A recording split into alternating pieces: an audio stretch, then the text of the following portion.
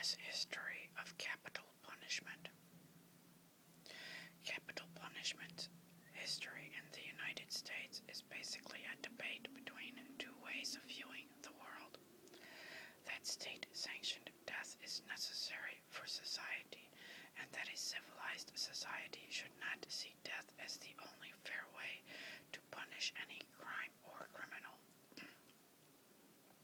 Throughout the history of capital punishment in the United States, reformists have spoken out against capital punishment, changing the methods used to execute convicted criminals, reducing the types of crimes that deserve a death sentence, and in many cases eliminating and analyzing the forces that produce criminals to try to stop criminals from being created. As society continually struggles to balance the human desires for retribution and compassion, many different forces and opinions shape the continually evolving philosophy and practice of capital punishment. The American system of capital punishment is based heavily on British law, which, in turn, grew out of the primitive Western basis of capital punishment, personal retribution. Ancient laws encouraged and authorized individuals to seek retribution by killing their offenders. They also began the tradition of defining and listing the crimes that would deserve death as a punishment, setting a precedent for Western legal codes. For example, the Babylonian Code of Hammurabi, written around 1700 BC, arbitrarily made selling beer and revealing the location of sacred burial places crimes punishable by death. Around the 7th century AD, government leaders began understanding that crimes harmed society's collective interests and so became more involved in controlling and punishing crimes. To protect society, these leaders passed laws that devised a list of different punishments to be used depending on the nature of the specific crime. Also, laws focused more on keeping peace in society than serving justice, with the Justinian Code of AD 529 standing as an example. In the ancient Greco-Roman state, the prime reason for execution was to punish those who attacked the religion, the state. The best-known examples of the use of capital punishment for this specific offense was Socrates' execution for heresy circa 399 BC and the circa AD 33 crucifixion of Jesus of Nazareth, whose formal charge was sedition against the state. Throughout this era, punishment was violent and often a means of inflicting torture along with death. During the Middle Ages, it became very important to justify punishing convicted criminals by making sure they were guilty. The predominant methods of determining guilt or innocent at the time were trial by battle, the ordeal, and compurgation. Trial by battle pitted the offender and the victim, or a family member of the victim, in a fight against each other.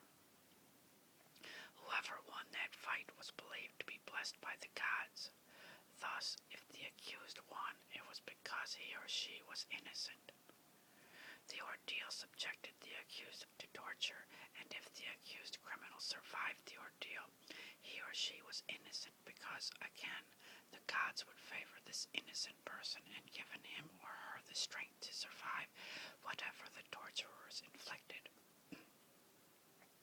Compurgation gave an accused criminal the opportunity to gather compurgators, or relatives and neighbors, and swear his or her innocence to each of them individually.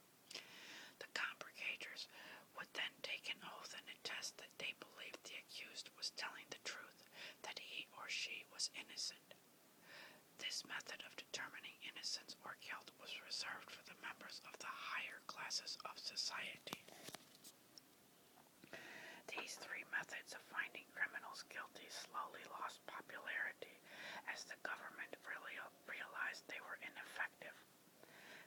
about the 8th and 11th centuries AD, exacting vengeance was operationalized into civil law, born on the concept of imparting justice in the king's court, and criminal law, which came out of the ancient notion of vengeance. Trial by jury also became the accepted and effective way of establishing guilt and was widely used by the mid-13th century. As civil and criminal law developed, torture was phased out, but very, very slowly. In fact, the centuries between 1400 and 1800 were marked by enough executions that the laws on capital punishment were later dubbed the Bloody Code. Torture was even legal into the 18th century.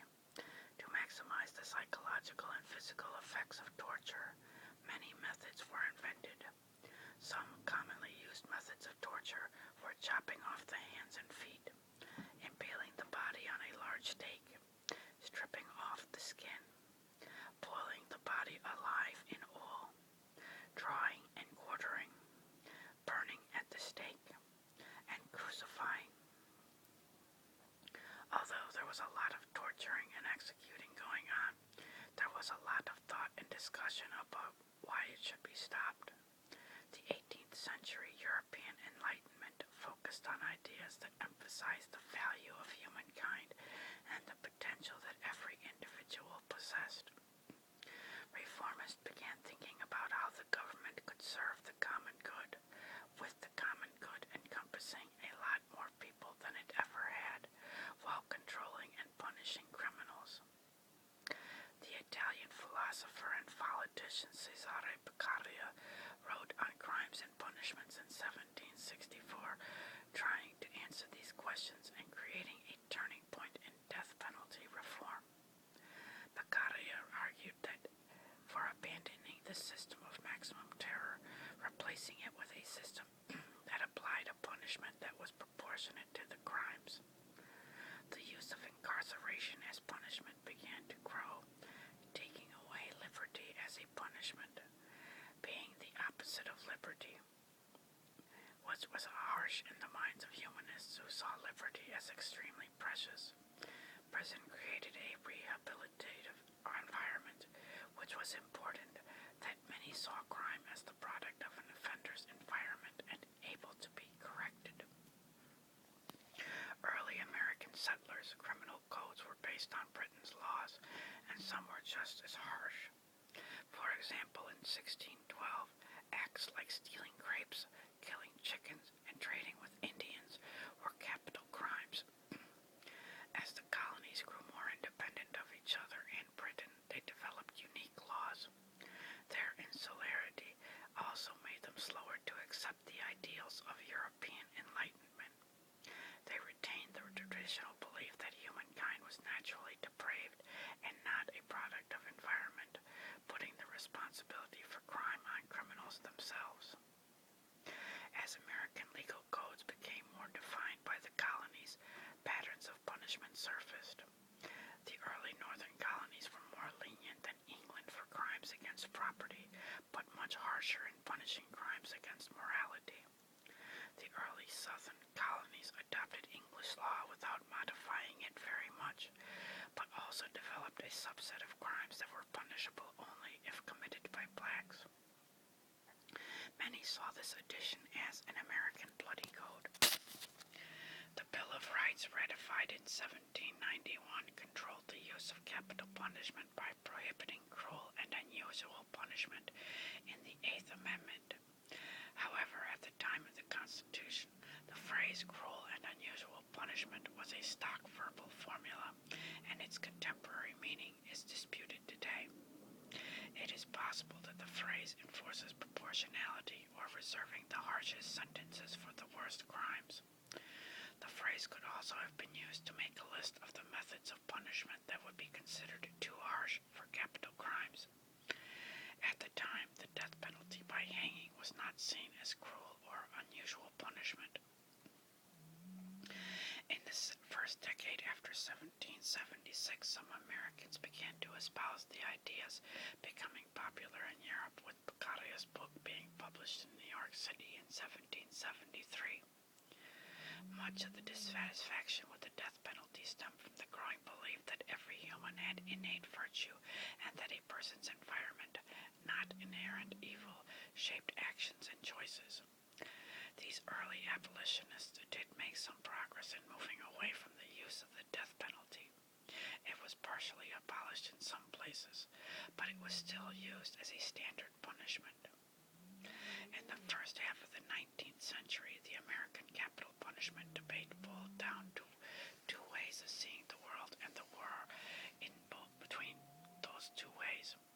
One side had sympathy for the criminal, which was the opposition said made it impossible to see the larger picture. The other saw the larger picture, but not the individual human beings that made it up. By this time, prisons were widely used to punish criminals. Prisons were seen more and more as able to provide tailored punishments to convicts, offering probation and other rehabilitative programs. A turning point in the nature of capital punishment was when it began to be administered in prisons, as many felt public executions were actually encouraged violent crime. With the privatization of the administration of the death penalty, capital punishment lost even more of its symbolic meaning and ritual significance. Crimes being punished in a private space led to more humane methods of inflicting punishment. Hanging was criticized as too brutal, the product of a more barbaric society, and a growing faith in science as the means of ameliorating aspects of the human condition led to the advent of the electric chair. The first chair was built in New York in 1888 and used in 1890 to execute William Kemmler. Primarily in western states, the gas chamber continued to be used. In 1846, Michigan had abolished the death penalty for every crime but treason. Soon after, Rhode Island and Wisconsin abolished the death penalty